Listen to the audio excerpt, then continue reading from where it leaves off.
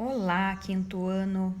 Vamos para a nossa aulinha de História, na página 16, Brasil, Ciências e Tecnologia. Então, o que nós vamos estudar? Neste capítulo, nós vamos estudar como, ao longo da história, as ciências e as tecnologias têm transformado a sociedade e a natureza. Vamos ler um trecho ali na página 17. O texto fala sobre os fabricantes de ferramentas. Um dia, há cerca de 1,5 milhões de anos, um gênio anônimo do mundo hominídeo fez uma coisa inesperada. Ele, ou muito possivelmente ela, usou uma pedra para modelar outra. Assim, fabricou um machado simples em forma de lágrima, que foi a primeira obra de tecnologia avançada no mundo, e superava de tal modo os artefatos existentes que logo outras pessoas seguiram o exemplo do inventor e passaram a fabricar machados. Sociedades inteiras praticamente não faziam outra coisa. Esses machados são conhecidos como instrumento acheulianos, porque foram encontrados primeiramente em Saint-Achel, na França. De acordo com o texto, qual foi a obra de tecnologia avançada do mundo? Que material foi utilizado para sua fabricação? Então, a obra foi um machado e ela foi feita de pedra, né? O material utilizado foi uma pedra. Na sua opinião, para que os hominídeos criaram esse instrumento? Então, eles criaram esse instrumento, o machado, para facilitar a atividade de caça. Por que o instrumento é conhecido como acheuliano? Porque ele foi encontrado por Saint-Achel, na França. Na sua opinião, os hominídeos, eles utilizaram ciências para elaborar esse instrumento? Hein? Então, aqui vamos pensar, tá? E vocês sabem qual a diferença entre a ciência e a tecnologia? É possível produzir tecnologia sem ter uma ciência? Vamos para a nossa página 18. Aqui na página 18, nós vamos ver como um alemão descobriu o primeiro raio-x, tá? Então, ali tem o textinho, fala que ele criou uma máquina, né? Chegando perto da máquina, ele conseguiu ver os seus ossos brilhando. E ele colocou a mão na frente e viu os ossos projetados na chapa. O físico havia descoberto, por acaso, o raio-x, a tecnologia, sem conhecer a princípio a ciência que levou a tal descoberta. Na época, muitas pessoas tiveram sua saúde prejudicada em consequência a estes experimentos, pois ficavam expostas à radiação do raio-x. Isso poderia ter sido evitado se houvesse conhecimentos mais aprofundados, nas ciências sobre a radiação e seus efeitos. Agora, siga as coordenadas e descubra quem produz o conhecimento científico e onde geralmente ele é desenvolvido. Então, vocês vão ter ali os símbolos e os numerais e as letras vocês vão trocar, ok? A produção do conhecimento científico no Brasil é o nosso tema da página 19. A pesquisa no Brasil é desenvolvida em universidades públicas ou particulares, instituto de pesquisas e instituições particulares localizadas geralmente nas metrópoles. Lembra que nós estudamos o que são metrópoles? São cidades grandes e nas cidades médias também. O número de publicações científicas é maior nas universidades públicas, fato que contribui para o desenvolvimento e discussões sobre o desenvolvimento social, cultural, político e econômico do país. Entre essas instituições, destacam-se com maiores produtoras de trabalhos científicos a Universidade de São Paulo, que é a USP, a Universidade Estadual Paulista, Unesp, a Universidade Estadual de Campinas, Unicamp, a Universidade Federal do Rio de Janeiro, UFRJ, a Universidade Federal de Minas Gerais, UFMG, e a Universidade Federal do Rio Grande do Sul. Agora nós vamos responder essas questões. No município, aqui em Prudentópolis, onde nós moramos, há instituições de ensino superior?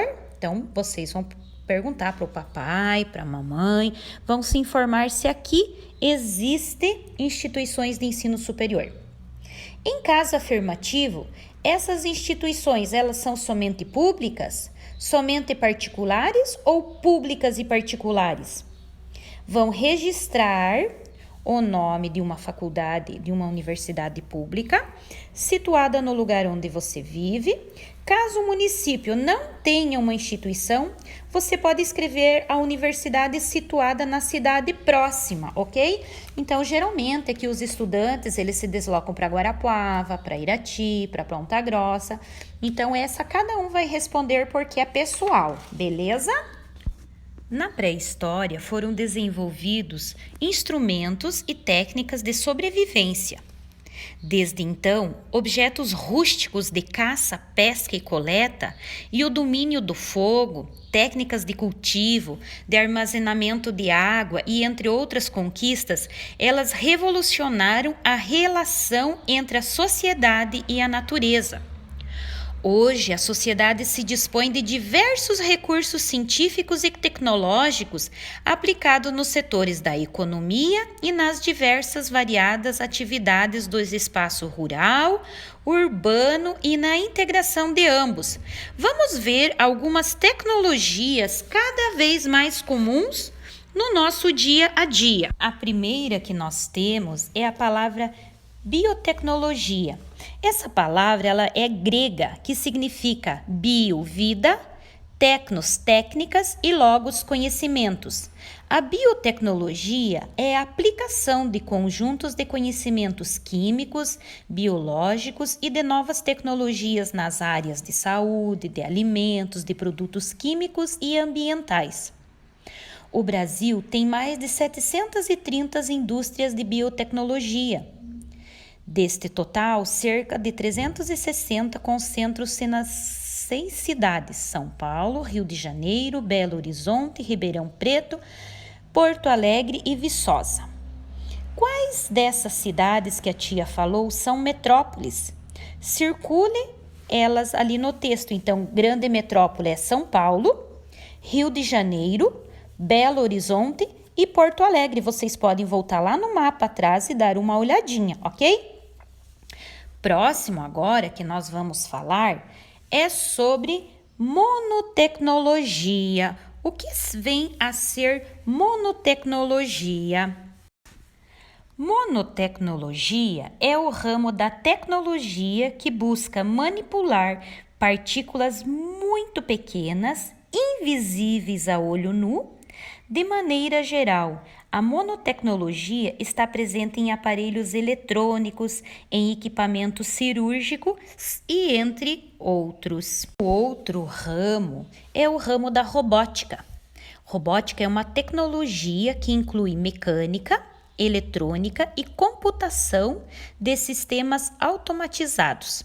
É responsável pelo desenvolvimento das naves espaciais, robôs mecânicos, com capacidade de executar tarefas domésticas, jogos, trabalhos profissionais em hospitais e grandes empresas. Nas escolas tem se tornado popular, servindo como apoio educacional em uma atividade extracurricular, né? Então, a maioria dos jovens, dos estudantes, ela adora a robótica, criar, né? Então, a Olimpíada Brasileira de Robótica é uma Olimpíada científica cujo objetivo é estimular os jovens a seguir carreiras científico-tecnológicas. Todos os estudantes brasileiros de qualquer escola pública ou privada, do ensino fundamental, médio ou técnico, podem participar. O nosso próximo ramo é a inteligência artificial. É um ramo das ciências da computação que usa símbolos e códigos para simular a capacidade humana de pensar e resolver problemas, utilizando inteligência criada artificialmente. A velocidade no processamento de um grande número de informações e a capacidade de cruzar diferentes tipos de dados são duas das maiores vantagens da inteligência artificial. Provavelmente você e seus familiares já utilizaram o site de busca Google, né? Não é mesmo? Ele é um exemplo de uso de inteligência artificial. Diariamente, mais de 3 bilhões de buscas são realizadas nesses sites. Sabia que a Revolução Industrial é um período em que houve grande desenvolvimento tecnológico e a transformação dos processos de produção industrial em 3 fases. Atualmente, com a velocidade da internet e o surgimento de novas tecnologias, as atividades econômicas vivenciamos a nossa 4ª fase, ou seja, a Revolução Industrial. Observem agora que nós vamos compor uma linha do tempo sobre as fases da Revolução Industrial. Vamos ler as legendas, vamos colar os símbolos corretamente de acordo com as informações correspondentes, ok? Então, aqui nós temos uma revolução. Começamos pela máquina a vapor, depois pela mecanização, depois foi para um tear mecânico, pela linha de montagem, produção em massa, a eletricidade, a internet, o sistema automático, os eletrônicos de tecnologia da informação, as redes, a fusão de tecnologias e a tecnologia cibernética, tá? Na página 23, vocês vão ler um texto e vão ter também atividades para fazer, tá? Por que é importante um país investir em educação? Por que será? De que maneira a ciências pode contribuir para o desenvolvimento nos espaços urbanos e rurais de um país? O Brasil tem especialistas em várias áreas do conhecimento. Pesquise o nome de 2 cientistas brasileiros e suas contribuições para o desenvolvimento do nosso país, tá? Essa pesquisa a tia vai querer no caderno de geografia. E a próxima atividade vocês vão ver como era a pesquisa de antigamente. A gente precisava procurar em enciclopédias, que eram livros pesados, tinham assuntos limitados, né? Isso era antes. E hoje? Então, a gente precisa fazer uma pesquisa, a gente simplesmente clica no Google, né? Basta acessar a internet no site e fazer a nossa busca, tá? Vejam a diferença, vejam como evoluiu, que bom que evoluiu para melhor, tá bom? Então, eu quero essa tarefinha dos 2 cientistas brasileiros e quais foram as suas contribuições como tarefa no caderno de geografia. Tenham uma boa tarde, uma boa tarefinha, estou com saudades de vocês e até a nossa próxima aula, tá? Beijos!